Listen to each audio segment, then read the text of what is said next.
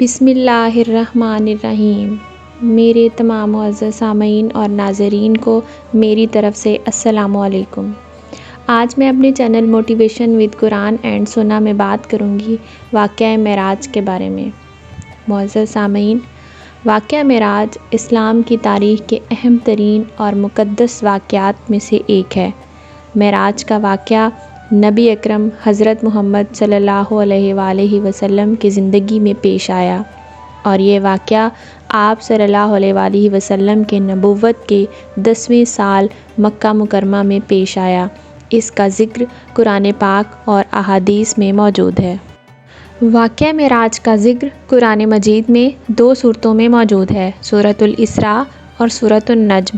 اگرچہ واقعہ معراج کی مکمل تفصیلات قرآن میں نہیں دی گئی ہیں، لیکن ان آیات میں اس واقعے کے اہم پہلوؤں کو بیان کیا گیا ہے۔ سورۃ الاسراء آیت نمبر 1۔ سورۃ الاسراء میں اللہ تعالیٰ نے اس سفر کا ذکر کیا ہے جس میں نبی اکرم صلی اللہ علیہ وآلہ وسلم کو مکہ مکرمہ سے بیت المقدس یروشلم لے جایا گیا۔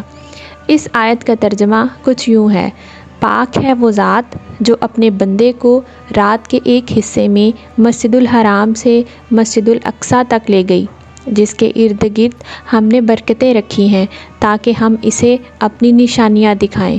بے شک وہ سب کچھ سننے والا اور دیکھنے والا ہے۔ سورۃ الاسراء آیت نمبر 1۔ اس آیت میں واقعہ اسراء کا ذکر ہے جس میں نبی اکرم صلی اللہ علیہ وآلہ وسلم کو مکہ مکرمہ سے یروشلم لے جایا گیا۔ اس کا مقصد نبی پاک صلی اللہ علیہ وآلہ وسلم کو اللہ کی نشانیاں دکھانا تھا۔ سورۃ النجم میں نبی اکرم صلی اللہ علیہ وآلہ وسلم کے آسمانوں کے سفر اور اللہ تعالیٰ سے قربت کا ذکر کیا گیا ہے۔ ان آیات کا ترجمہ کچھ یوں ہے: اور بے شک انہوں نے اسے ایک اور بار بھی دیکھا، سدرۃ المنتہا کے پاس، جس کے قریب جنت المأویٰ ہے۔ جب سدرۃ المنتہا کو ڈھانپ لیا گیا، جس چیز نے ڈھانپ لیا نہ نظر بہکی اور نہ حد سے بڑی، بے شک انہوں نے اپنے رب کی بڑی بڑی نشانیاں دیکھیں۔ سورۃ النجم آیت نمبر 13 تا 18۔ یہ آیات اس وقت کا ذکر کرتی ہیں جب نبی اکرم صلی اللہ علیہ وآلہ وسلم کو معراج کے دوران آسمانوں پر لے جایا گیا اور سدرۃ المنتہا تک پہنچایا گیا، جہاں آپ صلی اللہ علیہ وآلہ وسلم نے اللہ تعالیٰ کی عظیم نشانیاں دیکھیں۔ معزز سامعین، قرآن مجید میں سورۃ الاسراء اور سورۃ النجم میں واقعہ معراج کا ذکر موجود ہے۔ سورۃ الاسراء میں اسراء یعنی مکہ سے بیت المقدس تک کا سفر، جبکہ سورۃ النجم میں معراج یعنی آسمانوں کا سفر اور اللہ تعالیٰ سے قربت کا ذکر ہے۔ اب میں بات کر لیتی ہوں کہ واقعہ معراج کا احادیث میں ذکر کس طرح موجود ہے۔ واقعہ معراج کا تفصیلی ذکر احادیث مبارکہ میں بھی موجود ہے، جہاں نبی اکرم صلی اللہ علیہ وآلہ وسلم نے اپنے صحابہ کرام کو اس واقعے کی تفصیل بیان کی ہے۔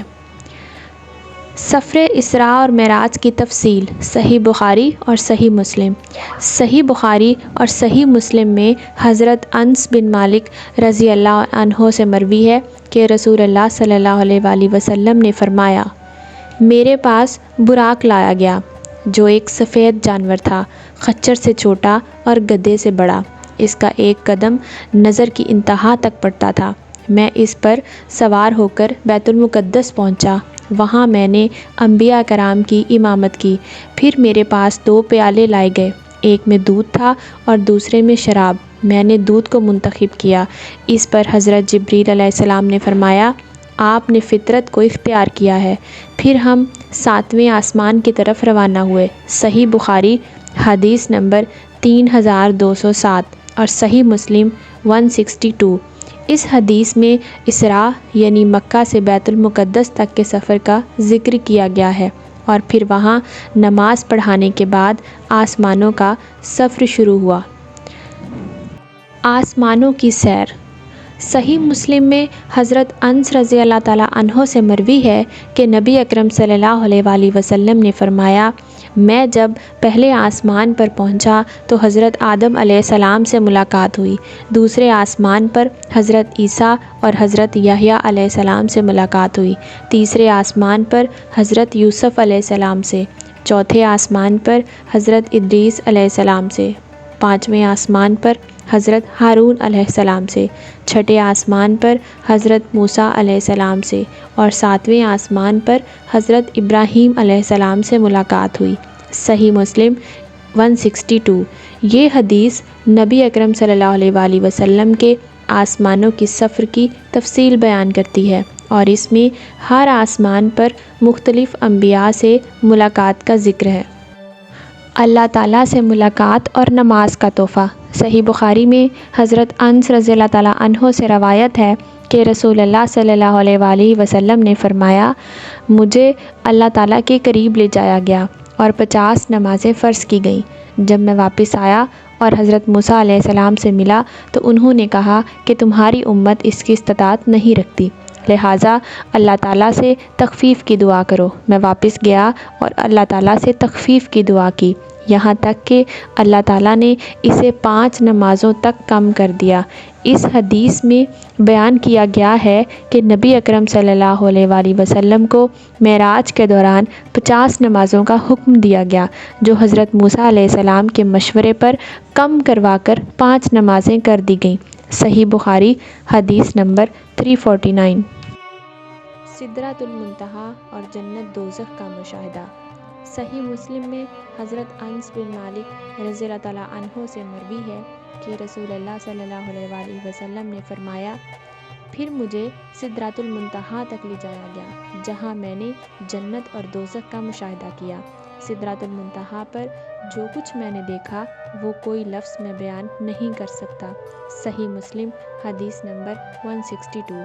اس حدیث میں سدرۃ المنتہا تک پہنچنے کا ذکر ہے، جو آسمانوں کی انتہا ہے، اور وہاں نبی اکرم صلی اللہ علیہ وآلہ وسلم نے جنت اور دوزخ کا مشاہدہ کیا۔ واپسی کا سفر۔ صحیح بخاری میں حضرت جابر بن عبداللہ رضی اللہ تعالیٰ عنہ سے مروی ہے کہ نبی اکرم صلی اللہ علیہ وآلہ وسلم نے فرمایا، میں نے جب واپس آنے کا ارادہ کیا تو بیت المقدس میں دوبارہ پہنچا اور براق پر سوار ہو کر مکہ مکرمہ واپس آیا۔ یہ تمام سفر ایک رات میں ہوا۔ صحیح بخاری حدیث نمبر 3207۔ احادیث میں واقعہ معراج کی تفصیلات بیان کی گئی ہیں، جن میں نبی اکرم صلی اللہ علیہ وآلہ وسلم کا براق پر سوار ہو کر مسجد الحرام سے مسجد الاقصیٰ پہنچنا، وہاں انبیاء کرام کی امامت کرنا، پھر آسمانوں کا سفر اور مختلف انبیاء سے ملاقات، سدرۃ المنتہا تک پہنچنا اور اللہ تعالیٰ سے قربت حاصل کرنا شامل ہے۔ اسی سفر میں امت مسلمہ کا نماز کا تحفہ دینا، جو معراج کا ایک اہم پہلو ہے۔ واقعہ معراج ایمان کی ایک کڑی ہے اور اس پر ایمان لانا مسلمانوں کے لیے فرض ہے۔ یہ واقعہ اللہ تعالیٰ کی قدرت اور اس کی بے انتہا طاقت کو ظاہر کرتا ہے اور اس بات کی طرف اشارہ کرتا ہے کہ اللہ تعالیٰ کے لیے کوئی چیز ناممکن نہیں ہے۔ امید کرتی ہوں آپ کو میری یہ ویڈیو پسند آئی ہوگی۔ اگر آپ کو میری یہ ویڈیو پسند آئی ہے تو میرے چینل کو لائک کر دیں اور مزید انفارمیٹیو ویڈیوز کے لیے چینل کو سبسکرائب کر دیں۔ اللہ حافظ۔